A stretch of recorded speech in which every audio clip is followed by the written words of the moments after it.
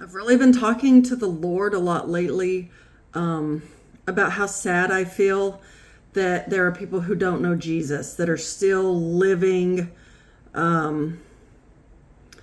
just living a life that they aren't enjoying.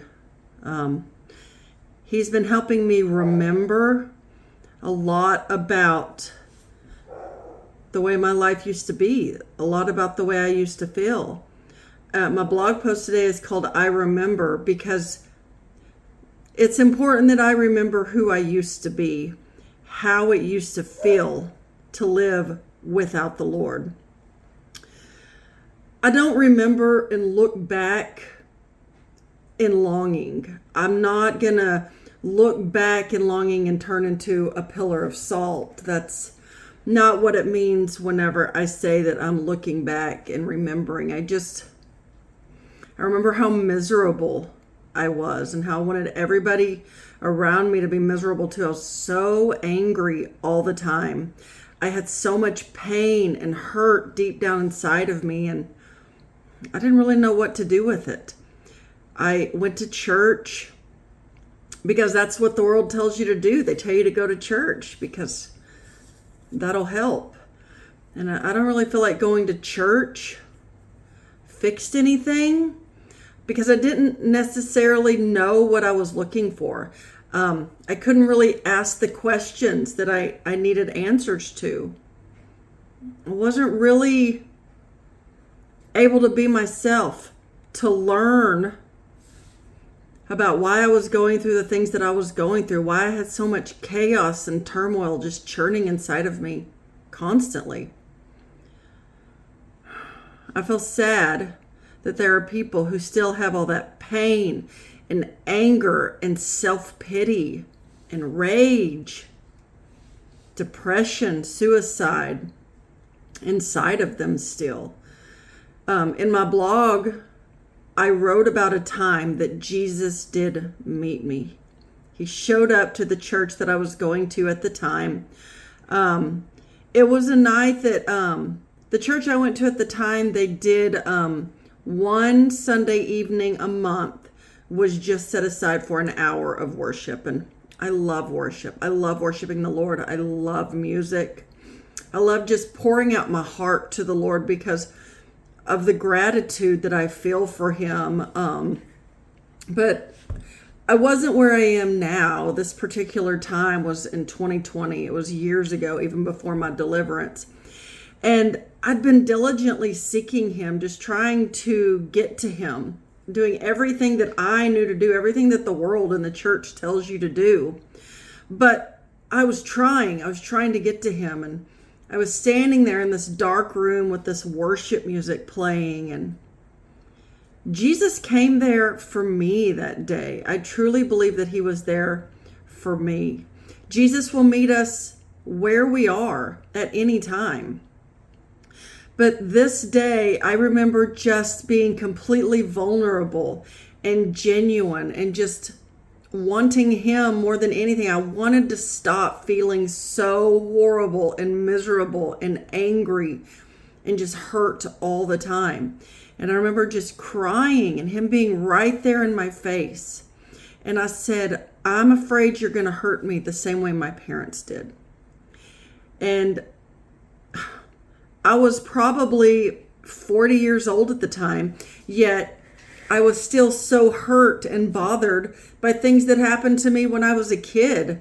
Growing up, things my parents did still affected me 40 years later, and that's how all of us are. We still have these things that affect us and bother us that our parents did. We could be in our 40s, 50s, 60s, 70s, even 80s.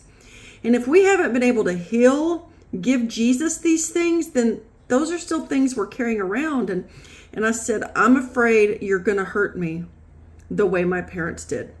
And Jesus said, there it is. Because he knew that was something that I needed to let go, that I needed to surrender to him, that he wanted to heal in me at that moment. I needed to have that done. I needed that healing so that I could surrender whatever I needed to surrender at that moment so that I could walk with him into my next I guess, season or calling. But I've had many, many times like this over the last 6 years where I have to give him something that is causing me hurt and pain. Now, Jesus wants to heal all of the hurt and pain within us, but he's not going to take what we are unwilling to give to him. A lot of people say, Jesus, just take it. Take my addiction. Take this, take that. But how often are we handing it to him? We have to hand it to him and allow him to take it. Now, there will be times we try to take it back, but we have to be fixing our mind and our imagination and our hearts. We have to let him fix our hearts enough that we're like, no, I don't want that back. I've already given that to him. I do not receive that anymore. He wants to heal us.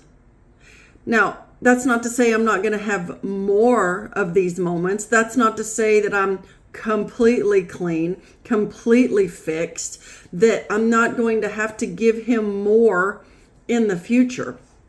Just because I'm not who I used to be doesn't mean that I've got it all together. But I don't want to offend him or hurt him. I want to seek him and chase him. I want him more than anything. I know what life is like to live without him. I remember, as much as I do not want to remember because it's uncomfortable, I have to remember because there are so many people that are still going through the things that I went through. And that hurts my heart. That breaks my heart so much.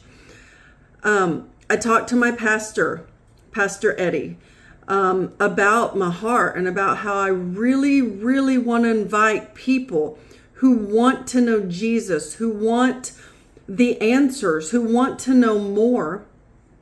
I want to invite them to come to my church. And while Pastor Eddie is great, he and I both know that it's not about him and it's not about me. We want you to come and meet Jesus. We want Jesus to be who you're after. And Eddie's a great preacher and our worship is great. Yeah, whatever. But I'm so grateful to know that my pastor knows it's not about him, that it is about Jesus. It is about people getting healed and set free. And there's not a lot of places, a lot of churches that you can go to that truly want you to be healed and set free, that want you to know Jesus, because that's what it's about. It's not about a great sermon. It's not about great worship. Now, those things are great, but it's about getting to know Jesus. It's about letting him transform your life and you being changed every day from the inside out. So I go to Old River Assembly of God in Dayton. You come as you are because Jesus meets us there. But even if you don't want to come to my church, I pray that no matter what church you go to, no matter where you are in your walk, that you are diligently seeking Jesus Christ and that he shows up and meets you face to face where you are.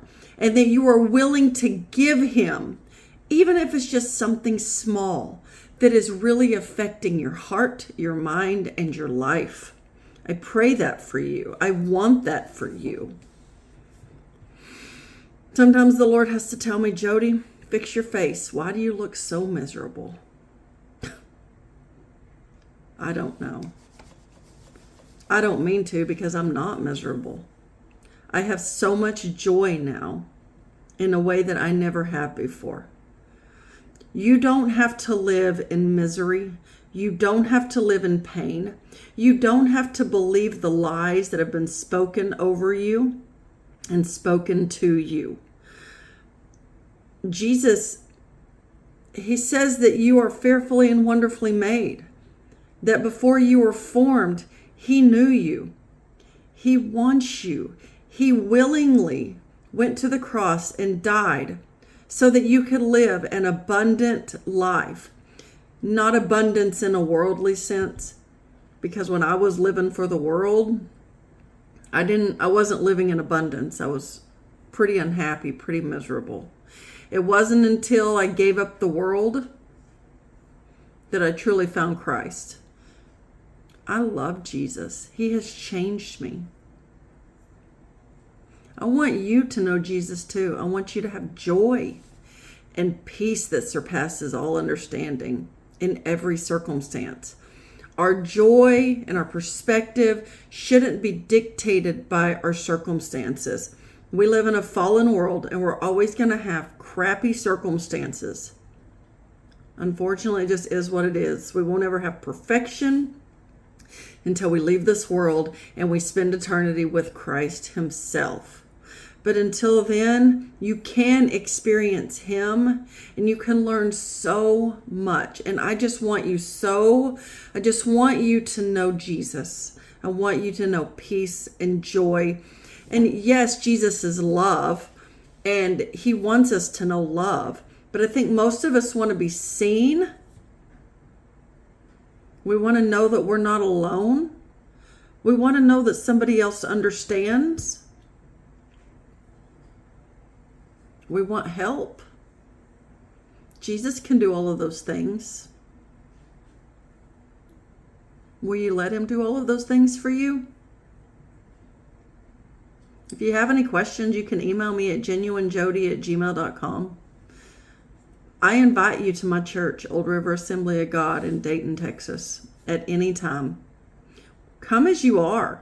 Jesus will meet you.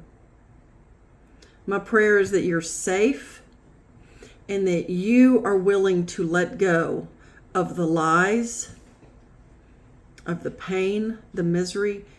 Give Jesus all the hurt that is in your heart. Give Jesus those painful memories that you want to hold on to. He can do anything if you just let him.